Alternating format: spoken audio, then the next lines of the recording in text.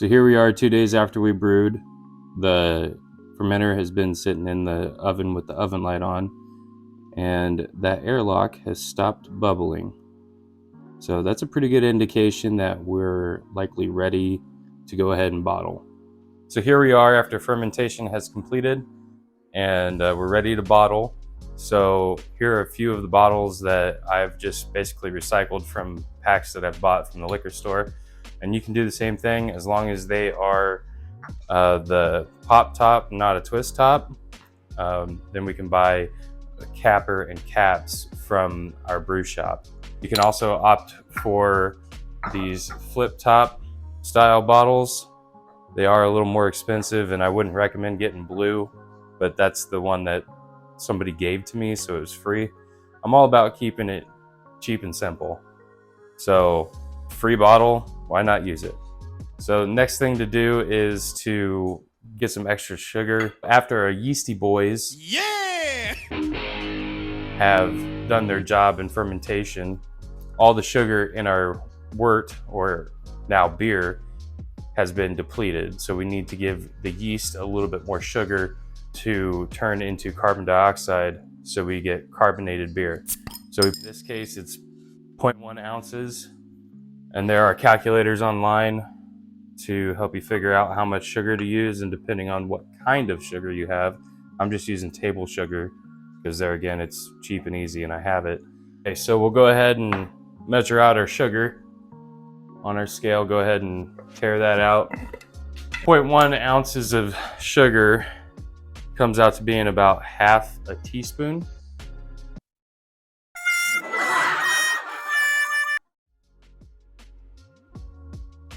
There we go. A little more than half a teaspoon, I guess. So I'm using a spice funnel. You can use a rolled up piece of aluminum foil, whatever you have on hand. Okay, now that we have our sugar in our bottles, we can go ahead and bottle our beer.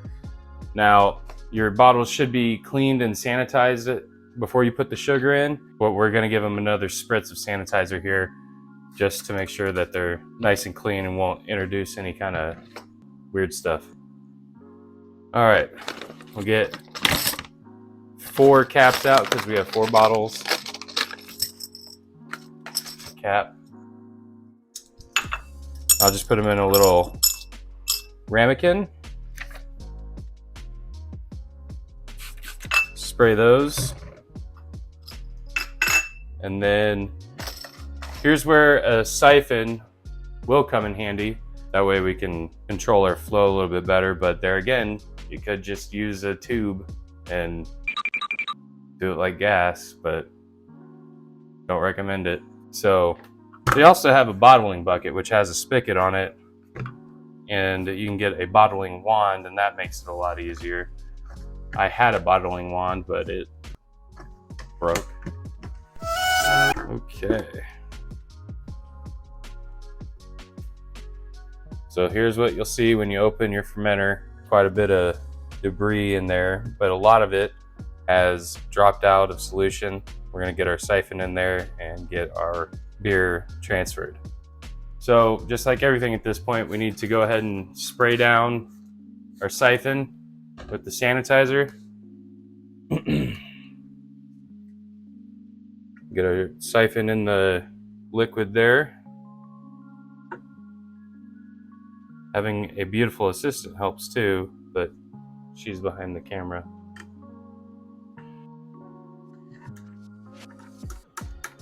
And then you just give it a pump.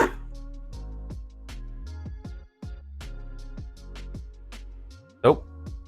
Give it another pump. There we go. Okay. All right, so you can control the flow by lifting it above where the liquid is and dropping it below where the liquid is.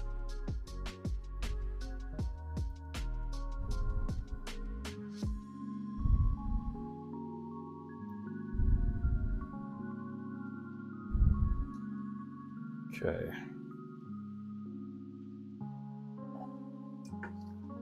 So there's one bottle down.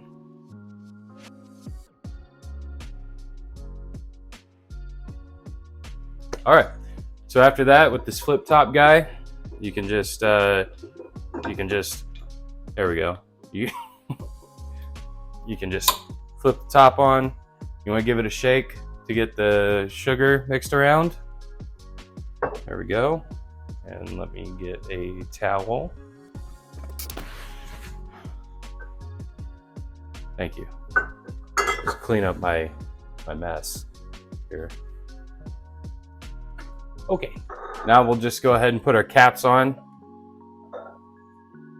And this is a capper that you can get at any brew shop. I'm not sure how much they run anymore, but I think I paid 20 bucks for mine when I bought it. So you just put your cap on and push down. Oh, sometimes did we do it? Did it work? I think it's good. At this point, I would place these bottles in the same spot that you fermented the beer in. That way they're in the same temperature environment. They can carbonate as fast as they want to. I'm gonna put them back in the oven for a couple more days, and then we'll put it in the fridge, and then we should have beer by Saturday. So I mean, turning a beer around in 7 days is pretty good, and it's all due to that Kveik yeast.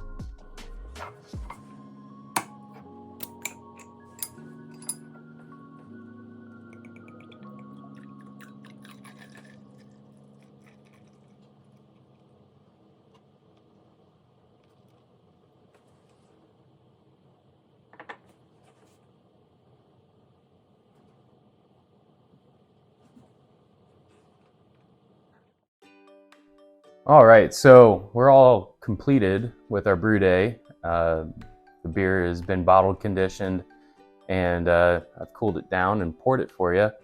It's pretty good little beer. It's kind of like Sierra Nevada Pale Ale, a little bit sweeter, a little more caramel to it, a little less hop flavor than the Sierra Nevada Pale Ale. But I think it's all around a really good beer, especially, I mean, this is Thursday and we brewed on Sunday. So, you know, turning a beer around that quick is quite a thing. So given a little bit more time, it'd probably get better. But, you know, is it drinkable? Yeah, you bet. You can drink it right now. I'm gonna.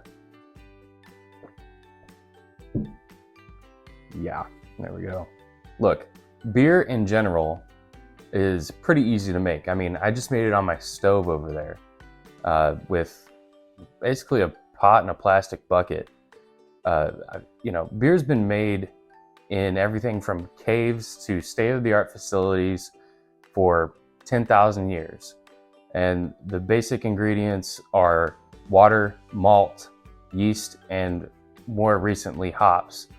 I say more recently because, you know, hops came around, what, 500 years ago, whereas beer's been brewed for 10,000 years.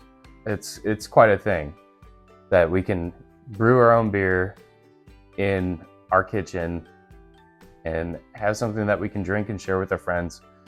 And that's why I wanted to make this video, just to show you that it doesn't have to be super complicated. You can overcomplicate it, throw in, you know, 5 different hops at different times, and have a malt bill a mile long, but, you know, keeping it simple with just basic malt, hops, and yeast, and some good water. You need to make sure that you have good water. Thankfully, where I live, our tap water is pretty good. They actually give us a home brewer's water report, so you might check into something like that around you. Beer does, however, take some time to make. You know, not just the brew day. Typically, you're looking at, on brew day, you're looking at 2 to 5 hours of work. And then, you know, with a regular ale yeast, you're looking at 2 to 4 weeks of fermentation, you know, primary fermentation, and then moving it into a secondary for it to clear out. and mature a little bit before you even bottle. I know that I pushed this beer pretty quick, but that's what the Kveik yeast is for. That's what it's known for. It produces beer that is good fast, but you have to keep it hot. Whereas most of your ale yeasts are going to ferment from anywhere between like 65 to 75. This yeast really likes hot weather. You know, it's an 85, 95 degree yeast, and it will get the job done real quick at that temperature. So that's why I used Kveik for this, because if you're gonna follow along at home, I know that my first beer, I was like, when is it ever gonna be done? You know, I just so excited to brew my first beer, and you know, then it was like 2 weeks of waiting for 1 gallon of beer. It's wild. It didn't seem like at first it was worth the effort that I put in, because I'm gonna get 10 beers possibly out of 2 weeks of waiting at minimum. So that's why I like the Kveik yeast, especially if you're starting out, because you can put it in your oven like we did on this video, and just turn your oven light on, and that'll keep it warm enough to ferment pretty quickly. And you might give it a few days. I gave it basically a day plus some hours, just to, you know, show you that you can do it. It came out pretty good. The kit that I brewed in this video, you can check out in the description below. It comes with US-05 ale yeast, and that is a pretty typical American ale yeast. It likes anywhere between 54 and 77 degrees Fahrenheit, and it will take, you know, 7 to 10 days to fully ferment, if not a little bit longer, depending on the temperature range. There again, that is why I use the Kveik yeast, just to get this beer cranked out for you guys. If you're trying to make your first beer, you don't want to wait the 2 weeks. So just get the Boss Kveik. US-05 comes in the kit, so you can have that and save it for later. It's dry yeast, it will keep for a long time. But yeah, that's why I use Boss Kveik. Moving on. Anyway. So here's my message for anybody that's just wanting to try brewing out. You don't have to go out and spend a whole bunch of money on this jumbo 10, 15 gallon, 3-tier brew set to make good beer. You can literally make good beer with $100 in equipment and things that are around your house. You know, go buy a pack of beer, drink them, make sure they're pop top bottles, drink them, and keep them around. Put them in your dishwasher to get them clean, and then spray them down with the Star San, and then they're ready to be reused for another beer. Just get out there and try it, and you know, share it with your friends. That's the best thing about it. I have a kegerator downstairs in my actual brew area, and it houses up to, it could do 5 kegs. It could house 5 kegs. And this summer, I plan on having, you know, cookouts, barbecues, now that we're kind of on the tail end of the whole mess that has been the last few years. And I'm gonna have my friends over as much as possible, and I'm gonna try to keep that kegerator stocked, because I know my friends like my beer.